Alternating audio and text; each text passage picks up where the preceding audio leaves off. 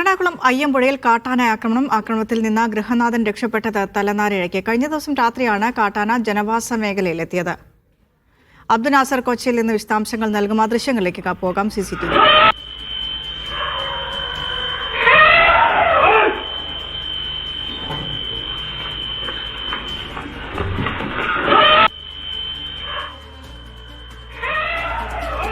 അബ്ദുൽ നാസറുണ്ട് വിശദാംശങ്ങളുമായി കൊച്ചിയിൽ നിന്ന്. അബ്ദുൽ നാസർ പറയൂ.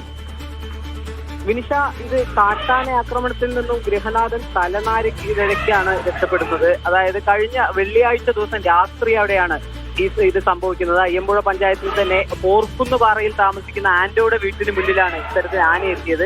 വീട്ടിലകത്തിരിക്കുന്ന ആനയുടെ ഒരു ശബ്ദം കേട്ടാണ് പുറത്തിറങ്ങുന്നത്.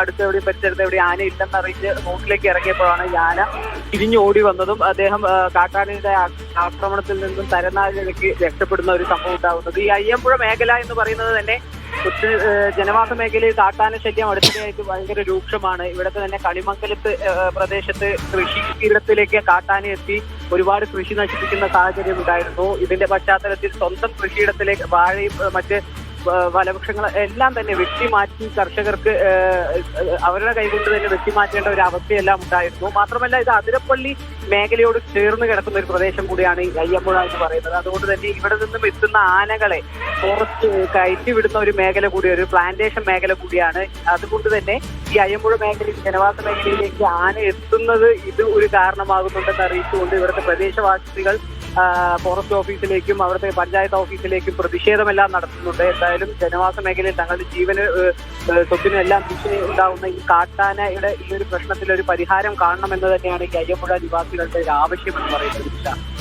ശരി, അബ്ദുൽ നാസർ നൽകുകയായിരുന്നു കൊച്ചിയിൽ നിന്ന് വിവരങ്ങൾ.